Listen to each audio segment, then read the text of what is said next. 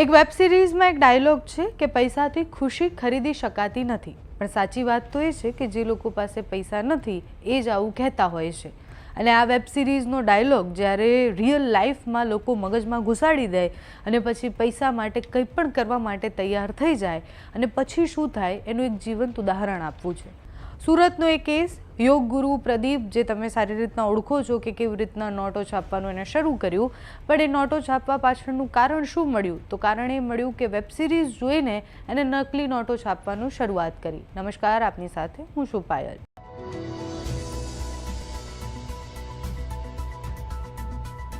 એક તરફ યોગ, આધ્યાત્મ અને સંસ્થાની વાતો કરતાં કરતાં એક બીજા જ રૂમમાં કરોડો રૂપિયાની નકલી નોટો છપાતી હતી. બહારથી જેટલું બધું સાદું દેખાતું હતું, અંદરથી એ કંઈ પણ સાદું કે સરળ ન હતું. અંદર ખાને એક મોટી ખીચડી રંધાઈ રહી હતી. યોગ ગુરુ જે પ્રદીપ, જેનો કેસ આખો ચોંકાવનારો નીકળ્યો કે કેવી રીતના એ યોગના નામે અને ભક્તિ અને આધ્યાત્મના નામે નકલી નોટો છાપવાનો કારોબાર કરતો હતો, આ નકલી નોટનો ધંધો પકડાયો. એના પછી એ જ પ્રશ્ન થયો કે એને આવો વિચાર ક્યાંથી આવ્યો, અને આ કોઈ જ અંડરવર્લ્ડ ગેંગમાંથી આવેલો વિચાર કે પછી કોઈએ એને પ્રેર્યો હોય એવો વિચાર નથી. આ વિચાર એક વેબ સિરીઝ જોઈને આવ્યો છે. વેબ સિરીઝનું નામ ફર્ઝી છે. શાહિદ કપૂરને તમે જોયા હશે કે વેબ સિરીઝમાં કેવી રીતના નકલી નોટના ગેમમાં એ હોય છે અને એમાં આખું બતાવે છે કે કેવી રીતના એ રેકેટ ચાલતું હોય છે. વેબ સિરીઝ જોઈને પ્રદીપે વિચાર્યું કે આ કામ તો આપણે પણ કરી શકીએ અને પછી શરૂ કર્યો આખો પ્લાન. નકલી નોટો છાપવાનો પ્રયાસ કર્યો, સંપર્કો બનાવ્યા, ધીમે ધીમે આખું રેકેટ બનાવ્યું અને કહાની ત્યાં અટકાઈ નહીં. આ રેકેટને ઇન્ટરનેશનલ બનાવવા માટે, દેશના અલગ અલગ રાજ્યોમાં લઈ જવા માટે પણ અલગ અલગ કવાયતો હાથ ધરવામાં આવી હતી.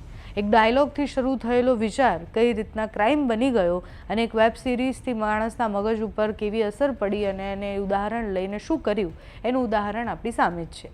આખી ઘટનાની વાત કરીએ તો પ્રદીપ, જે યોગ ગુરુના નામથી ખૂબ પ્રખ્યાત હતો, સુરતમાં બહુ જ મોટી એક સંસ્થા ચલાવતો હતો. એ સંસ્થા ચલાવવા પાછળ એમાં નકલી નોટનો ખેલ હતો. નકલી નોટો છાપવાની શરૂઆત કરી. એના પછી અમદાવાદમાં બાતમી મળી. બાતમીના આધારે એક ગાડી રોકવામાં આવી. ગાડીમાંથી પ્રદીપ અને એની સાથે એક મહિલા મળ્યા અને સાથે જ નકલી નોટનું એક બેગ મળ્યું. એના પછી આખો જે ઘટસ્ફોટ થયો એમાં રોજ એક નવા કિસ્સા સામે આવે છે, જેમાં પ્રદીપ કેવી રીતના સાધ્વીઓ સાથે ખોટું વર્તન કરતો હતો, એમને પટાવવાનો પ્રયાસ કરતો હતો, કેવી રીતના એમની સાથે રાત્રે ચેટ કરતો હતો, સાથે જે નકલી નોટો કેવી રીતના છાપતો હતો, એના સંસ્થાની એની જે સંસ્થા છે એની અંદર શું હતું, એ બધી જ વાત સામે આવી. અને એના પછી હવે સામે આવ્યો છે આઈડિયા, જેનાથી એને વિચાર આવ્યો કે આપણે નકલી નોટ છાપી શકીએ છીએ.